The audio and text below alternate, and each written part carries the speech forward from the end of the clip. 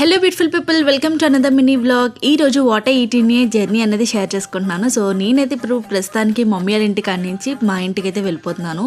So ఈ జర్నీలో through out నేను ఏం తిన్నాను అన్నది షేర్ చేసుకుంటున్నాను. యూజువల్లీ మనకి జర్నీ అనగానే ఫస్ట్ గుర్తుకొచ్చేదే తిండి కదా. సో సగం టైంపాస్ అయ్యేది ఈ స్నాక్స్ వల్ల మనకైతే. సో ఎస్పెషల్లీ నాకు.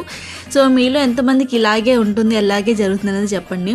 సో ఫస్ట్ అయితే ఈ విధంగా పాప్కార్న్తో స్టార్ట్ చేశాను. అండ్ దాని తర్వాత డ్రింక్. సో డ్రింక్ ఏ సీజన్ అయినా మస్ట్ అండ్ షుడ్ ఉండాలి. అది వింటరా, రెయినియా, లేకపోతే సమ్మర్ అన్నది సీజన్తో సంబంధం లేదు మనకి.